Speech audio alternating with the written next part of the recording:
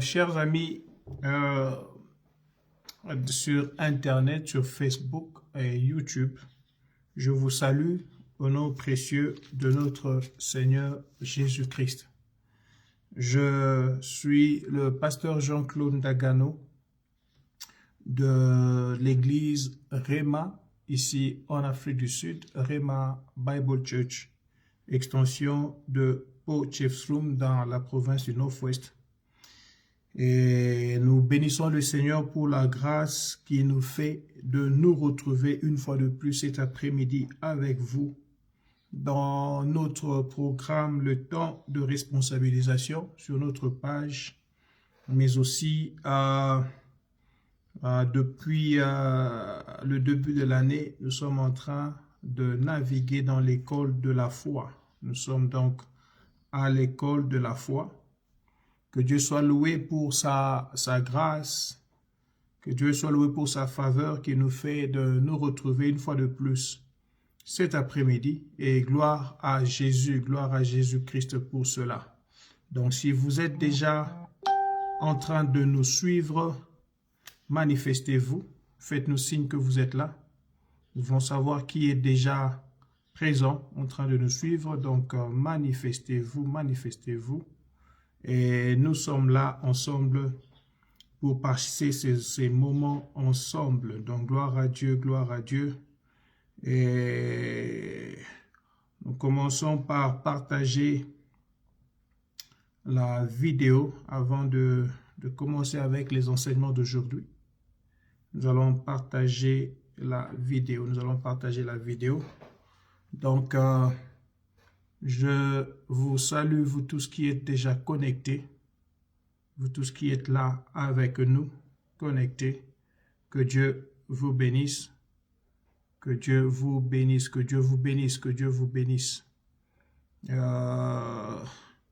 Écrivez-moi un message, écrivez-moi pour que je sache que vous êtes là. Envoyez un cœur pour aimer, montrez-nous que vous êtes présent, que vous êtes déjà là. Et nous allons rendre grâce à Dieu pour votre présence. Merci beaucoup pour ceux qui se connectent déjà. Je salue Victor Luanzo qui nous suit à partir de Bangalore en Inde. Je salue Madame Nadia Midaru qui nous suit à partir de Four Ways. Ma petite soeur Nadia. Je salue Maman. Je salue Papa Michel Mwalongo qui nous suit à partir de Pretoria et certainement avec Maman Mita et toute la famille Mwalongo à Pretoria. Je salue mon épouse et je salue toute autre personne qui va se joindre à nous incessamment. Donc que le Seigneur vous bénisse pour... je disais Victor à partir d'Hyderabad, pas Bangalore, Hyderabad en Inde, pas à Bangalore. Victor est à Hyderabad. Gloire à Dieu. Que le Seigneur soit loué pour ces instants que nous allons passer dans la présence de Dieu. Dans sa présence, il est le maître, le divin maître qui nous accepte dans sa présence. Béni soit le nom de Jésus-Christ. Partageons à plus d'une personne, identifions quelqu'un sur notre page afin que cette bénédiction puisse être partagée à d'autres personnes. Je salue Aldi Jed Buendouandagano. Oui, que Dieu te bénisse, Jed, pour ta présence. Je suis certainement sûr, je salue aussi ma mère, que nous appelons affectueusement Sœur Marie, qui doit être en train de nous suivre aussi à partir de Four Ways avec Nadia. Donc que Dieu soit loué, que Dieu bénisse la présence de chacun d'entre vous. Nous sommes honorés de savoir que vous êtes là. Nous sommes honorés de savoir que par sa grâce, Dieu a permis que nous puissions nous retrouver encore cet après-midi. Comme je disais, quelques minutes seulement rapidement pour partager la vidéo et nous allons commencer les enseignements de cet après-midi. Nous sommes là pour des moments de bénédiction dans la présence de Dieu. Nous sommes à l'école de la foi et nous sommes à la 25e séance, la 25e leçon à l'école de la foi. Bonjour au pasteur Freddy Kamaï que je vois en train de nous suivre à partir de Kinshasa. Bonjour pasteur Freddy Kamaï, Dieu soit loué. Dieu soit loué, Dieu soit loué. Gloire au Seigneur, gloire à Jésus, gloire à Jésus. Oui, bonjour maman, je vois, vous êtes présente, que Dieu soit loué, ma mère est présente.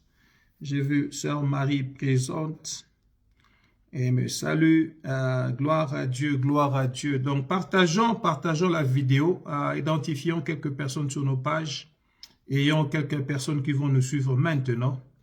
Et nous pensons que c'est des moments de bénédiction que le Seigneur nous donne de passer dans sa présence.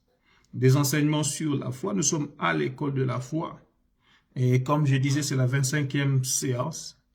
Et si c'est la première fois que tu nous suivras aujourd'hui ou bien que tu nous suis, rappelle-toi, tu peux toujours aller sur notre page YouTube, Pasteur Jean-Claude Ndagano. Tu peux aussi aller sur notre page Facebook, Pasteur Jean-Claude Ndagano ou bien encore Bagouma Jean-Claude Ndagano et tu auras toutes les autres 24 leçons. Je salue mon ami et frère Blaise Mananga. Je te vois en train de me suivre. Je ne sais pas si tu es au travail ou bien tu es à la maison. Ferranareng, que Dieu soit loué ici en Afrique du Sud.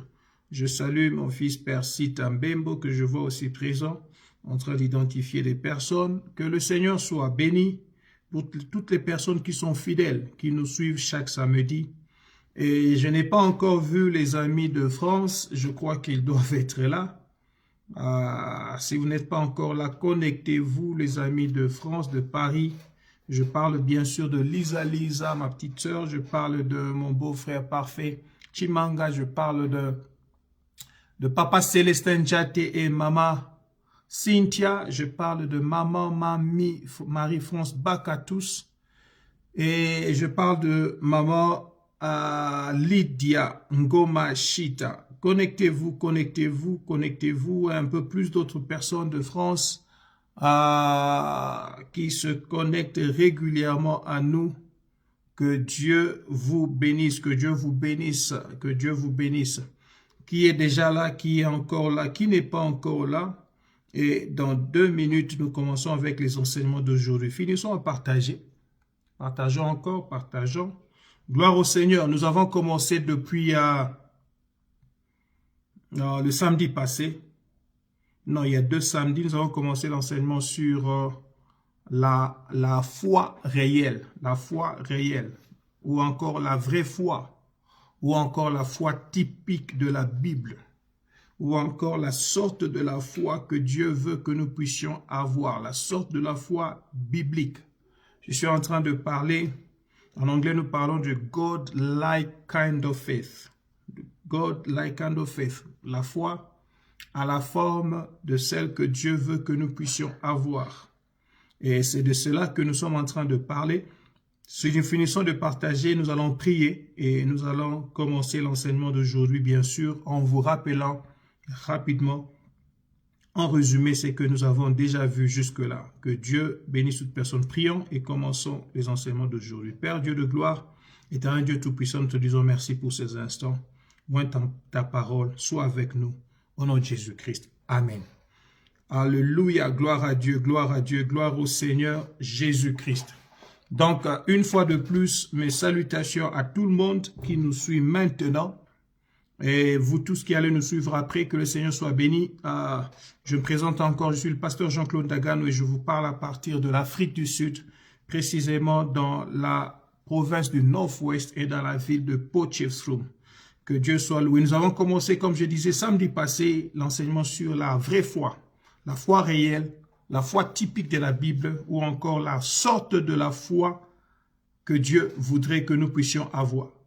Et j'ai dit samedi passé, qui peut avoir cette foi? J'ai dit tout enfant de Dieu peut avoir cette foi, aussi longtemps que tu es sauvé par la foi, tu es sauvé par grâce au moins de la foi, le Seigneur a reparti ou départi à chacun d'entre nous une mesure de foi selon Romains chapitre 12 verset 3. Et cette mesure de foi vient dans la forme de la foi typique que le Seigneur veut que nous puissions avoir. Ce n'est pas une foi différente de ce qu'il voudrait que nous puissions avoir. Donc voilà, bien-aimé le Seigneur, qui peut avoir cette foi? Nous avons dit au deuxième point que la foi typique de la Bible garde le regard fixé sur Jésus. Le regard fixé sur Jésus. La foi typique de la Bible garde le regard fixé sur Jésus, non pas sur la condition à changer, non pas même sur la personne que le Seigneur utilise pour que nous ayons notre condition changée, mais cette foi typique la garde les regards fixés sur Jésus. Hébreux chapitre 12, verset 1 à 2 dit que nous devons garder nos regards fixés sur Christ, lui qui est l'auteur et le consommateur de notre foi. Et bien aimé, rappelez-vous, je vous ai dit que Jésus est la parole, c'est-à-dire pratiquement, nous devons avoir notre foi, nos regards fixés sur la parole de Dieu. La foi typique de la Bible, c'est la foi qui nous amène à fixer nos regards non sur une personne, mais sur la parole de Dieu. Voilà pourquoi il est important de lire la parole de Dieu, de connaître la parole de Dieu, d'entendre la parole de Dieu. Rappelez-vous, la foi ne vient pas de ce qu'on lit, mais la foi vient de ce qu'on entend. Vous pouvez rentrer à la leçon numéro 7, où nous avons parlé 6 ou 7 de la cinétique de la foi. La foi vient de ce qu'on entend. Donc, la foi ne vient pas de ce qu'on lit. Mes salutations aux amis qui sont en train de se joindre à nous. Je vois le pasteur Alain qui s'est joint à nous. Shalom, pasteur. J'ai vu tous les amis de Paris. Lisa, Papa Célestin. Mes salutations à vous. Mes salutations à Maman Arlette Chepmo qui nous suit à partir de Potchefstroom ici. Que Dieu soit loué, que Dieu soit loué. Et au troisième point, j'ai dit que la foi typique de la Bible, elle parle et elle agit. Rappelez-vous, Jacques chapitre 1 verset 22 dit, ne mettez en pratique la parole et ne vous bornez pas à l'écouter et en vous trompant vous-même par de faux raisonnements. Régulièrement, les gens pensent que il faut, lorsqu'on entend la parole, on commence à réfléchir, est-ce qu'on se pose des questions? Ici, Jacques nous dit de ne pas nous borner des faux raisonnements, mais nous devons agir. Je vais souligner, insister en disant, croire, c'est agir. Il n'y a pas foi sans action.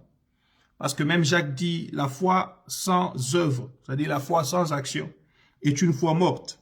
Donc c'est comme ça que je disais que tu peux avoir toutes les promesses écrites dans ton carnet, les promesses que le Seigneur t'a données, mais si tu n'agis pas conformément à toutes ces promesses, conformément à ce que Dieu dit, conformément à sa parole, tu restes attendant que cela puisse arriver, ta foi est donc nulle. Ta foi est donc nulle. Elle est nulle. Donc, bien aimé dans le Seigneur, il est important de savoir que nous devons agir, notre foi doit agir. Il y a des petits soucis de connexion, ne vous en faites pas, ne vous dérangez pas.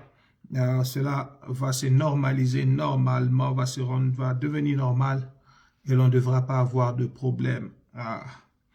Donc, aujourd'hui, je voudrais partager avec vous le quatrième point dans ce point sur la foi réelle, donc chapitre 13e. Dans cet enseignement sur la foi, à l'école de la foi. Je vais vous parler de 5 choses importantes à propos de la foi typique. 5 choses importantes à propos de la foi typique ou encore de la foi réelle. 5 choses importantes. Et je ne pense pas que je serai capable de finir tous les 5 points. Je vais peut-être m'atteler seulement sur 3 ou 2 demi, et le reste 2 demi ou 3, on va finir, 2 autres, on va finir le samedi prochain. 5 choses importantes à propos de la foi typique. Premier point. Premièrement, nous disons, la foi typique ou la foi de la Bible vient du cœur et non de la tête. 5 choses importantes sur la foi réelle, sur la vraie foi, sur la foi typique de la Bible. La première chose à retenir, c'est que la foi typique vient du cœur et non pas de la tête. La foi ne vient pas du cerveau. La foi ne vient pas de la raison. La foi vient du cœur. La foi vient du cœur. La foi vient du cœur. Romains chapitre 10, versets 8 à 10, la Bible dit, que dit-elle donc? La parole est près de toi, dans ta bouche et dans ton cœur. Et c'est la parole de la foi que nous prêchons. C'est la parole de la foi que nous prêchons. Verset 9. si tu confesses de ta bouche le Seigneur Jésus, et si tu crois dans ton cœur que Dieu l'a ressuscité des morts, tu seras sauvé. Tu n'es pas sauvé parce que tu as cru en disant seulement, mais tu es sauvé parce que tu as cru dans ton cœur et tu as déclaré cela par ta bouche. La foi réelle, la foi typique, la foi qui sauve, la foi qui apporte des résultats énormes dans la vie d'un enfant de Dieu, ce n'est pas la foi, ce n'est pas basé dans le cerveau, ce n'est pas basé sur la raison. Cette foi vient du cœur. Elle vient du cœur. Verset 10. Car c'est en croyant du cœur qu'on parvient à la justice. Et c'est en confessant de la bouche qu'on parvient au salut. Bien-aimés, rappelez-vous, à une des leçons, je nous ai parlé sur la justice de Dieu et la justice des hommes. Je vous ai dit ici, lorsque la Bible parle de la justice, c'est en croyant du cœur qu'on parvient à la justice. Le terme justice ici concerne la justice de Dieu, non pas la justice des hommes. La justice de Dieu qui nous est imputée ou qui a été imputée juridiquement à tous ceux qui croient au Seigneur Jésus-Christ et qui par là sont déclarés justes. La justice de Dieu, ce n'est pas ici la justice du monde qui se base sur le plan légal à donner à chacun ce qui lui revient. Mais à nous, Dieu s'est décidé de nous faire justice en nous déclarant justes. Lorsque nous avons reçu Christ. Quelqu'un pourrait te dire que tu n'es pas juste du tout. Parce que la définition du juste dans le monde peut ne pas correspondre à ce que tu es. On va te dire que tu bronches 2 fois. On va te dire que tu parles 2 fois pas bien. On va te dire que 2 fois tu commets le péché, oui. Mais dans la justice de Dieu, il s'est décidé de nous regarder comme il regarde à Jésus. C'est en croyant du cœur qu'on parvient à la justice de Dieu. La foi qui nous accorde d'être juste, la foi qui nous donne d'être sauvés par grâce au moyen d'elle, cette foi, elle vient du cœur. Elle ne vient pas du cerveau. Elle ne vient pas de la raison. Paul utilise un autre terme pour parler du cœur, afin que nous comprenions cela très bien. Paul parle de l'homme intérieur. Il parle de l'homme intérieur. Lorsque vous lisez dans 2 Corinthiens chapitre 4, verset 16. 2 Corinthiens chapitre 4, verset 16. Il dit, c'est pourquoi nous ne perdons pas courage. Et même si notre homme extérieur s'est détruit, notre homme intérieur se renouvelle de jour en jour. Donc, Paul, parlant de ce cœur, parce que je voudrais vous rassurer ici, que lorsqu'il dit, nous sommes sauvés en croyant du cœur, il ne parle pas du cœur comme organe. Il ne parle pas du cœur comme organe, comme si lorsque on enlèverait ce cœur-là, tu ne croirais plus ou quelque chose comme ça. Il parle d'autres choses plus importantes. Il parle de l'esprit. Et vous allez comprendre de cela. Ici, dans 2 Corinthiens 4, verset 16, il parle de l'homme intérieur. Cet homme intérieur nous avait déjà été révélé plusieurs années auparavant dans le livre de Job. Lorsque Élihu, le plus jeune des amis de Job, avait commencé à parler au chapitre 32e. Il n'avait pas encore parlé de tout ce temps, il laissait le vieux parler. Il est venu parler, quand il a parlé, dans Job chapitre 32, verset 8, Élihu dit, « En réalité, dans l'homme, c'est l'esprit. » En réalité, dans l'homme, c'est l'esprit, le souffle du Tout-Puissant qui donne de l'intelligence. En réalité, dans l'homme, c'est l'esprit. Et il dit le souffle du Dieu Tout-Puissant qui donne l'intelligence. L'intelligence ici, ce n'est pas l'intelligence que tu trouves dans l'âme. Non, non. Ici, c'est la sagesse, c'est la crainte de l'Éternel. L'intelligence, c'est le commencement de la crainte de l'Éternel. Ou encore, lorsque nous parlons de la sagesse et de l'intelligence, nous sommes en train de parler de la portion de l'esprit qui apporte la crainte de Dieu. Alors il dit, en réalité, dans l'homme, c'est l'esprit. C'est-à-dire, en réalité, dans l'homme est d'abord esprit. Il habite dans un corps et il porte une âme. L'homme n'est pas le corps. Le corps, c'est le contenu ou l'enveloppe qui nous permet de porter la réalité de l'homme, qu'est l'esprit. Alléluia. L'homme intérieur dont Paul parle ici n'a rien à voir avec l'âme et le corps quand on vient de parler de la foi. Écoutez ceci. Satan dépose le doute dans l'âme de la personne. Mais la parole de Dieu dépose la foi dans le cœur de la personne. Je vais répéter cela. Satan dépose le doute dans l'âme de la personne. Mais la parole de Dieu apporte la foi dans le cœur ou encore dans l'esprit de la personne. Alléluia. La parole de Dieu dépose la foi dans le cœur ou dans l'esprit de l'homme. Je vais continuer encore davantage en vous disant ceci. Les sens ou encore ses organes, les organes de sens, contrôlent ce que l'âme accepte. Mais cela ne va pas pour un chrétien qui devient spirituel. Cela marche pour le chrétien qui demeure encore charnel. Les sens et les organes des sens viennent contrôler l'âme. C'est-à-dire la vue par les yeux, l'ouïe par l'oreille, par les oreilles, l'odorat par le nez, le goût par la bouche et le toucher par la main. Toutes ces choses-là contrôlent ce que l'âme accepte. Quand l'âme accepte que tu es malade, tes yeux vont voir la maladie en toi.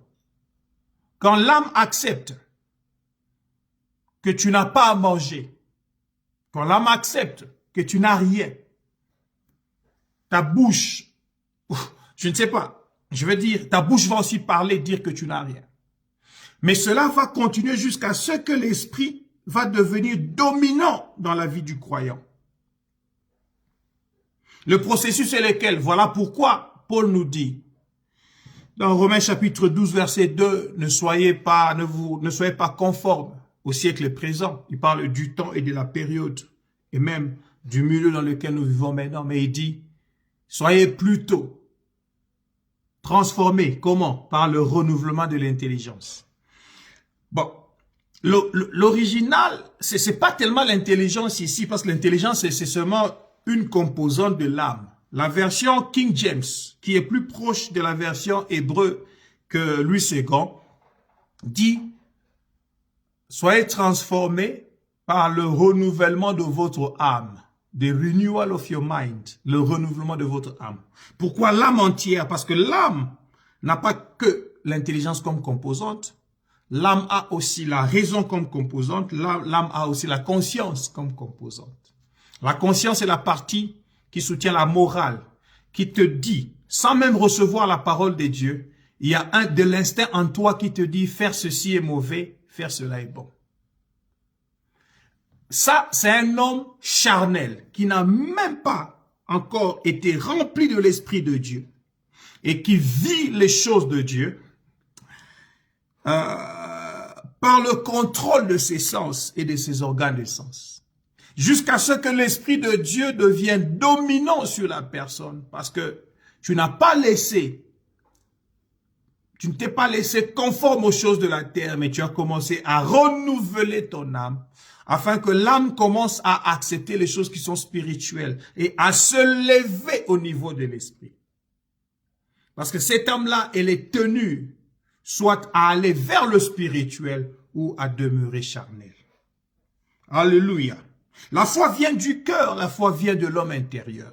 Il est important que tu travailles ton homme intérieur. Il est important que tu travailles ton homme intérieur. En réalité, dans l'homme, c'est l'esprit, le souffle de Tout-Puissant qui donne de l'intelligence. Il faudrait qu'il y ait quelque chose qui vienne de toi. Et c'est quelque chose qui vient de toi, c'est ton homme intérieur qui doit fortifier. Mais comment cela se fortifie-t-il? L'homme-esprit ou l'homme, l'esprit de l'homme, il devient dominant sur l'âme par le moyen de la parole de Dieu. Alors pourquoi il est important de se nourrir de la parole de Dieu? Lis la parole de Dieu, écoute la parole de Dieu, entends la parole de Dieu, regarde la parole de Dieu. Prends tout le temps pour faire tout ce que tu peux faire avec la parole de Dieu. Parce que en amenant la parole de Dieu dans ta vie, tu es en train de construire ton homme intérieur afin que celui-ci puisse s'élever à la dimension spirituelle, la dimension de Dieu, là où Dieu te veut, pour que tu ne sois pas charnel, mais que tu deviennes spirituel.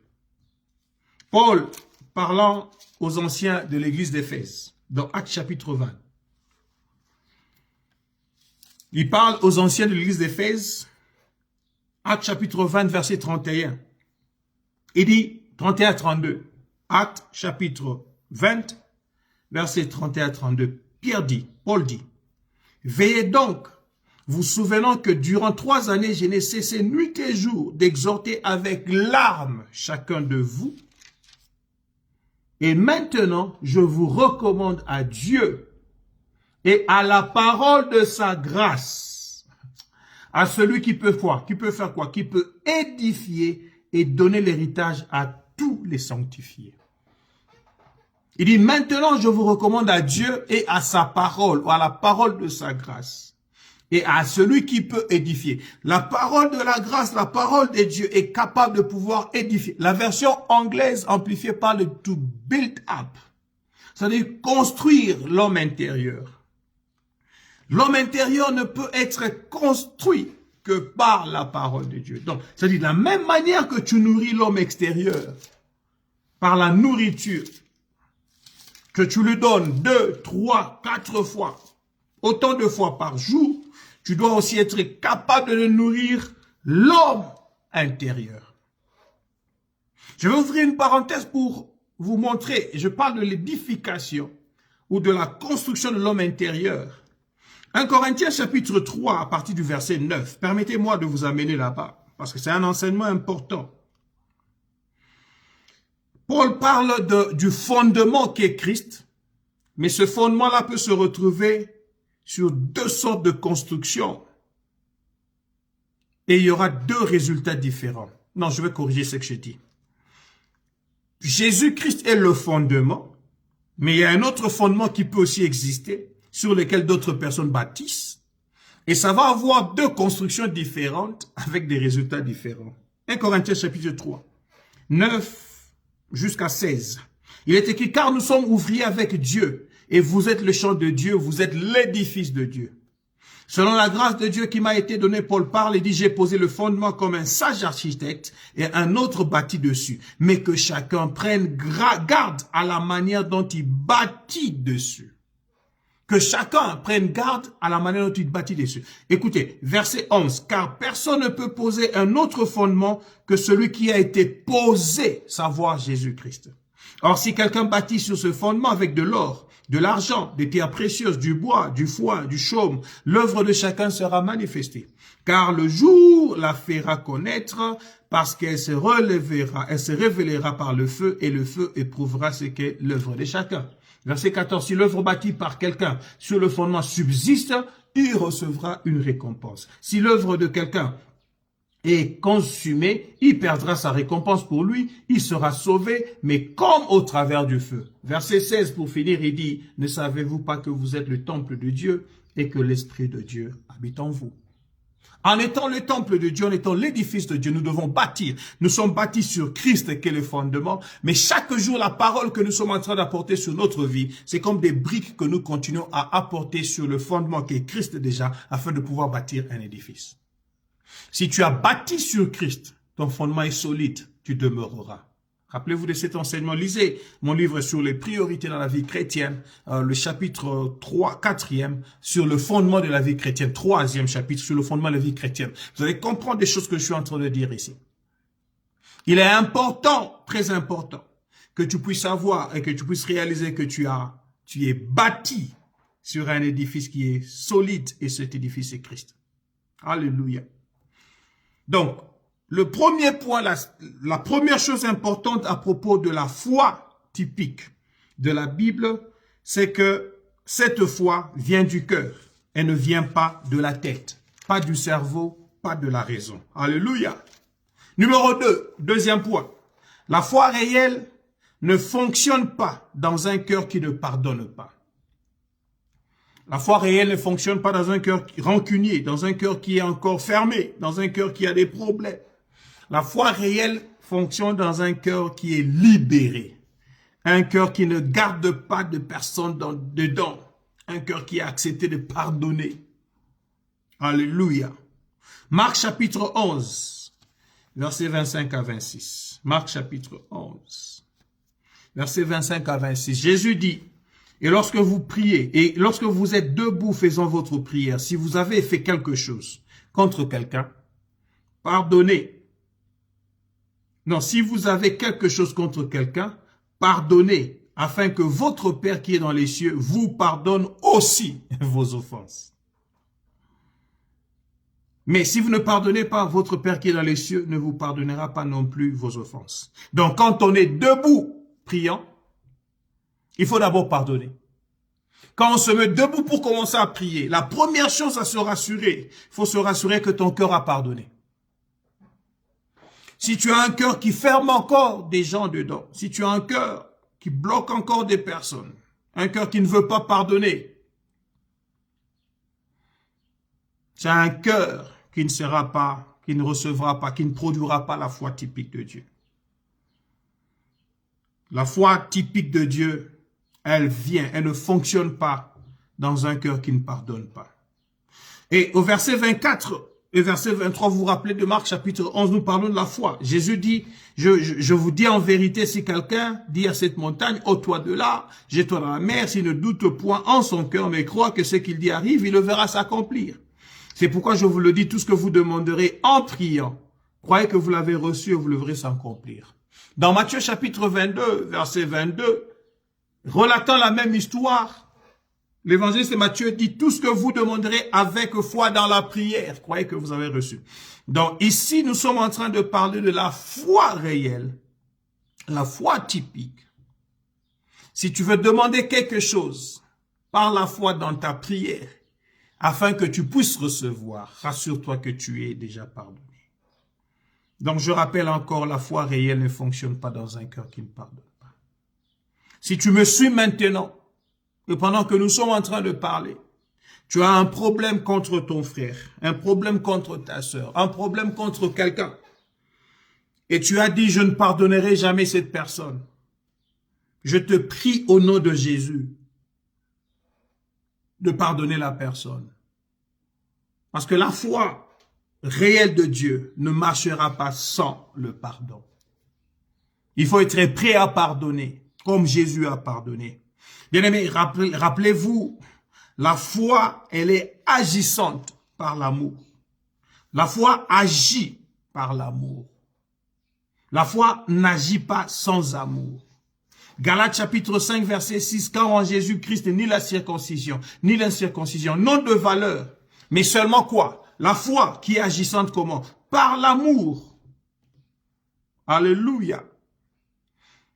Au verset 5, Galates 5, il dit, pour nous, c'est de la foi que nous attendons par l'Esprit l'espérance de la justice. Car en Jésus-Christ, verset 6, ni la circoncision, ni l'incirconcision n'ont de valeur, mais seulement la foi qui est agissante par l'amour.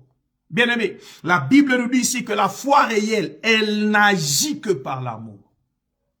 Elle n'agit que par l'amour. L'amour doit être et demeurer la force dominante et la force motivatrice derrière toute opération de foi. Alléluia. Rappelez-vous, l'amour pardonne tout, l'amour croit tout, l'amour pardonne tout. Alors, si ta foi n'a pas d'amour, ou si ta foi ne peut pas pardonner, c'est que ta foi n'a pas d'amour. Et pourtant, il faudrait qu'il y ait amour. Et je viens de dire maintenant que la foi qui agit doit agir par l'amour. Et je parle d'un amour désintéressé, je parle de l'agapé. Et dans la Bible que vous lisez là-bas, l'amour dont on parle ici, c'est la charité. Pourquoi veux-tu guérir cet homme qui est malade? Pourquoi veux-tu donner cette parole de connaissance? Pourquoi veux-tu voir cette personne marcher, ce paralytique marcher? Est-ce pour que tu sois vu? pour que les gens t'applaudissent, pour que tu deviennes célèbre, pour que l'on parle de toi, pour que tu postes cela sur Facebook afin de donner gloire à ton nom. Non, si c'est tel ce que tu veux faire, Dieu ne répondra pas à ta foi. Parce que il n'y a pas motivation d'amour là-dedans. Alléluia. Alors que je suis en train de parler de cela, je voudrais vous dire un secret, bien-aimé. Je voudrais vous dire quelque chose que j'ai appris du Seigneur. Le plus grand obstacle à la foi typique de la Bible, le plus grand obstacle à la foi, actuellement, c'est le grand moi. Le samedi passé, je vous disais, si ta foi dit oui, Dieu ne peut que dire oui. Ça ne vient pas de moi, ça vient du d'archibishop Idahosa. Si ta foi dit oui, Dieu ne dira pas non. Mais comment et combien de fois notre foi dit oui, mais Dieu dit non? C'est que derrière notre foi, il y a une mauvaise motivation. Et deux fois, il faut checker de soi-même. Il faut que nous arrivions à nous faire une auto-inspection, une rétrospection pour que nous voyions. Nous allons trouver qu'il y a le moi en nous qui agit beaucoup plus. Il y a le grand moi. Frère, ça ne devrait pas être moi, ça devrait être Dieu. Parce que même la Bible dit en matière de la foi, c'est Christ qui est l'auteur et le consommateur de la foi. Il est le commencement et la fin de la foi. Il est l'alpha et l'oméga de la foi. C'est lui qui produit la foi et c'est lui qui vient la consommer. Où suis-je là-dedans? Je ne suis qu'un instrument. Et comment pourrais-je chercher à me donner de la valeur alors que je ne suis qu'un instrument? Et Jésus dit, présente-toi, toi, comme un serviteur inutile. Donc, le plus grand obstacle à la foi typique de la Bible, c'est les grands moi. C'est moi. La foi est agissante par l'amour. La foi est agissante par l'amour. Et même les dons spirituels ne peuvent s'exercer que dans l'amour. Quand il n'y a pas amour, tous les dons spirituels que tu peux avoir ne représentent rien. Ça ne sonne que du bruit devant le Seigneur. Ça ne vient pas de moi. 1 Corinthiens chapitre 13. Lisons versets 1 à 3. Paul dit, quand je parlerai les langues des hommes et des anges, si je n'ai pas l'amour, je suis un airain qui résonne ou une cymbale qui retentit. Il dit, quand j'aurai le temps de prophétie, la science de tous les mystères et toute la connaissance, quand j'aurai même toute la foi jusqu'à transporter les montagnes, si je n'ai pas l'amour, je ne suis rien. Je ne suis rien. La foi qui agit sans amour, c'est une foi qui n'est pas typique de la Bible. Dieu ne reconnaît même pas. Et Paul dit, je ne suis rien quand j'ai une telle forme de foi. Au verset 3, il dit, quand je distribuerai tous mes biens pour la nourriture des pauvres et quand je livrerai même mon corps pour être brûlé, si je n'ai pas l'amour, cela ne me sert à rien. À 3 fois, il a dit, je suis soit un airain seulement qui résonne, une cymbale qui retentit. Deuxième fois, il dit, je ne suis rien. Et troisième fois, il dit, cela ne sert à rien. Bien-aimés, au verset 13e, rappelez-vous, la Bible dit maintenant, donc ces trois choses demeurent. Quelles sont les trois choses? La foi, l'espérance et l'amour. Et la Bible dit, mais la plus grande de ces choses, c'est quoi? C'est l'amour. Ce n'est pas la foi, c'est l'amour. L'amour est plus grand que la foi. En fait, l'amour est la puissance derrière la foi typique de la Bible. L'amour est la puissance derrière la foi typique de la Bible. Troisième point, finalement, avant de terminer. Troisième point, la foi typique, la foi réelle, doit être libérée par la bouche. Elle est libérée par la bouche. La vraie foi, la foi de la Bible est libérée par la bouche. C'est-à-dire, elle est libérée par des paroles. Marc chapitre 11, verset 23, j'y reviens encore. Jésus dit, je vous le dis en vérité, si quelqu'un dit à cette montagne, ôte-toi de là, va te jeter dans l'eau, et s'il ne doute pas dans son cœur, cela se fera. Comment est-ce qu'on peut bouger une montagne d'un lieu à un autre? C'est en parlant, mais parler sans douter. La foi typique ne s'exerce pas sans parler. Ne viens pas me dire que, oh non, tu vois, moi je ne parle pas beaucoup. Même pour les choses de la foi, je ne dis rien. Parce que moi, dans ma nature, je ne parle pas. Même les personnes qui parlent en nature ne parlent pas. En matière de foi, parle pour avoir le résultat. La foi typique doit être libérée par la parole de Dieu. La foi venant du cœur, comme nous avons dit, elle vient du cœur. Elle fonctionne dans un cœur qui a déjà pardonné, un cœur qui ne garde pas rancune, mais maintenant elle doit être libérée par la bouche.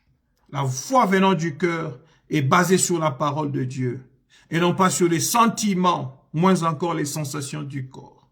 Et lorsque le cœur a accepté ce que la parole de Dieu a dit, la bouche peut parler. Je disais, quand le cœur s'est mis d'accord avec ce que Dieu a dit, ou ce que Dieu lui a révélé, quand la bouche ou l'homme intérieur, le cœur ou l'homme intérieur s'est mis d'accord de ce que Dieu a dit, alors la bouche peut venir parler. Alors la bouche vient déclarer cela. C'est comme cela que la foi réelle fonctionne. La cinétique ici serait quoi alors en résumé? Ce serait que on écoute la parole de Dieu par l'oreille. On entend cette parole dans le cœur, c'est-à-dire on se met d'accord avec cette parole dans le cœur. On ramène cette parole dans la bouche pour la dire, pour parler, pour la déclarer, pour la confesser. Et enfin, tout le corps vient entrer en action afin de voir les résultats.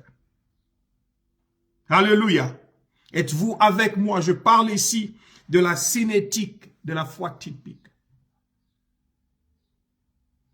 Troisième point, nous avons dit la foi doit être libérée par la bouche, avec des paroles. C'est-à-dire, en résumé, pour que nous comprenions cela, je dis, on écoute la parole de Dieu par l'oreille. Et cette parole que tu as écoutée doit descendre pour entrer dans ton cœur. Le cœur entend, l'oreille écoute. Et je vous ai expliqué, le mot entendre ici, c'est se mettre d'accord, entrer en communion avec cela. Donc le cœur dit oui à cette parole. Et maintenant, toute parole à laquelle le cœur a dit oui peut venir maintenant dans la bouche. C'est la parole de la foi que nous prêchons. Et maintenant, être libéré et déclaré. Et comme croire, c'est agir, maintenant tout le corps se met en mouvement pour agir conformément à ce que la bouche a dit, mais qui a été entendu par le cœur et qui avait été préalablement écouté par l'oreille. Alléluia. Alléluia. La foi typique de la Bible est libérée par la bouche avec des paroles. Jésus a dit, si quelqu'un dit à cette montagne, ôte-toi de là. Il faut dire, il faut parler, il faut déclarer, il faut exercer sa foi en disant. Je voudrais terminer ces instants aujourd'hui. Non pas que j'ai terminé les 5 points dont je voulais vous parler, mais je vais juste respecter le temps, les 40 à 45 minutes de leçon de jour. Je vous rappelle, la foi typique de la Bible, elle vient du cœur, non de la tête. C'est pas par un raisonnement, c'est pas par le cerveau, c'est pas même pas par la raison des choses que tu vois. Deuxièmement, cette foi typique, elle fonctionne dans un cœur qui sait pardonner ou qui a déjà pardonné. Elle ne fonctionne pas quand le cœur ne pardonne pas. Et troisièmement, elle est libérée par la bouche qui parle. Alors, bien-aimé dans le Seigneur, je voudrais que cet après-midi, tu comprennes que Dieu t'a donné la possibilité, la capacité de changer des choses. Il te donne la possibilité même de pouvoir parler à la montagne qui est devant toi pour lui dire, ôte-toi de là, va te jeter dans l'eau, laisse-moi passer. Mais Jésus dit, si quelqu'un dit et croit à sa parole, mais ne doute pas dans son cœur, il verra cela s'accomplir. Ton cœur peut te permettre à avoir le résultat ou à ne pas l'avoir. Qu'est-ce que ton cœur conçoit maintenant? Est-ce que ton cœur entend la parole de Dieu? Est-ce que ton cœur s'est mis d'accord avec la parole que nous allons dire maintenant? Afin que ta bouche puisse venir la déclarer. et que tu puisses vivre cela. Chaque jour, je proclame le hashtag I'm a champion en anglais. Je déclare un verset de la Bible, je parle la parole par rapport à la situation actuelle, la situation de Covid. Mais, bien aimé, pour que tu vives les réalités de ces choses et que Covid ne soit pas ton partage, que Covid ne vienne pas près de toi, il faudrait que ton cœur accepte que tu es un enfant de Dieu, que tu marches avec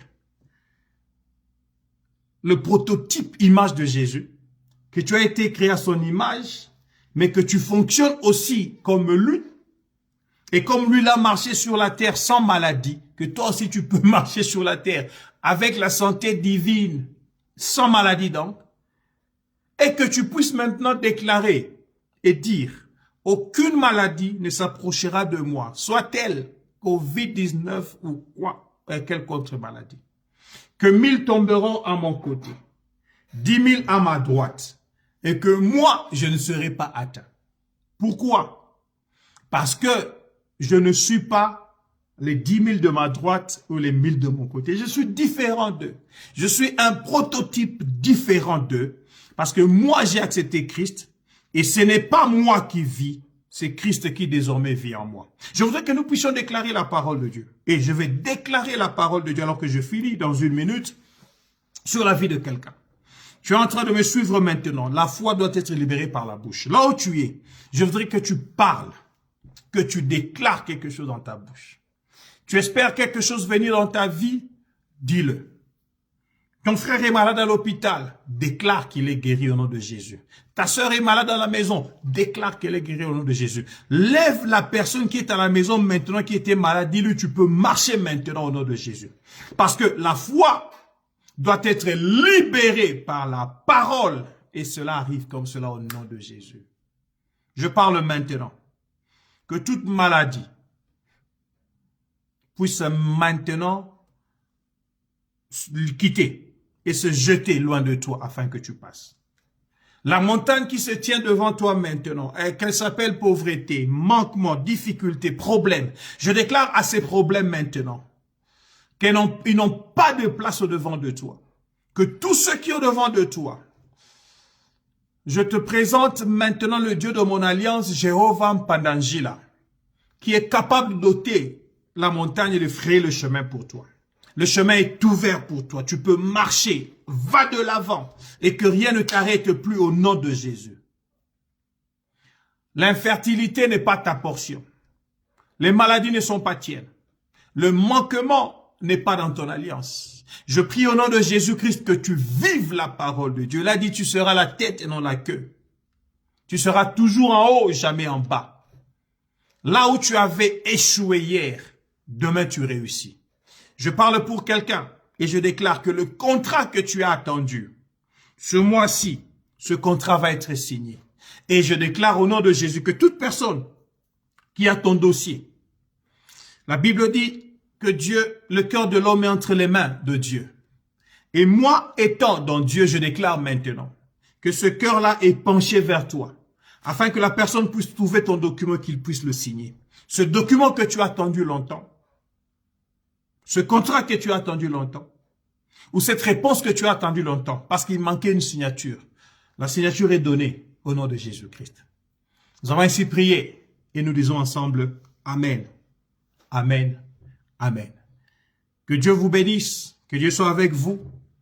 Rappelez-vous, nous parlons de la foi réelle de la Bible. Aujourd'hui, nous étions en train de parler de 5 choses importantes sur la foi réelle de la Bible. Premièrement, la foi réelle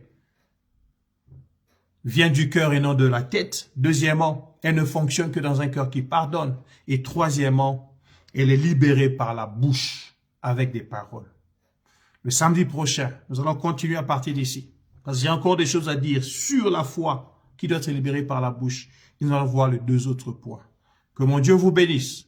Soyez victorieux, marchant, tête en haut, et que personne ne vous bloque partout où vous allez. Soyez des vainqueurs. Je salue, alors que nous terminons ce moment, des amis qui nous ont joints après. J'ai vu mon ami personnel et privé, le pasteur Guy Laurent Bokolo, mon président de la jeunesse des années et des années, le président à vie, Guy Laurent Bokolo, mes respects. Je te salue à partir de Kinshasa et je salue le berger Grâce qui nous suit à partir de la France. Que Dieu te bénisse aussi, berger Grâce, et que Dieu bénisse toute autre personne qui s'est joint à nous après que je n'ai pas vu ou que je n'ai pas salué. Que le Seigneur soit béni et que l'on se retrouve ensemble encore samedi prochain, même endroit, même heure, 14h heure d'Afrique du Sud, 13h heure de Kinshasa. Je vous aime. Bye bye.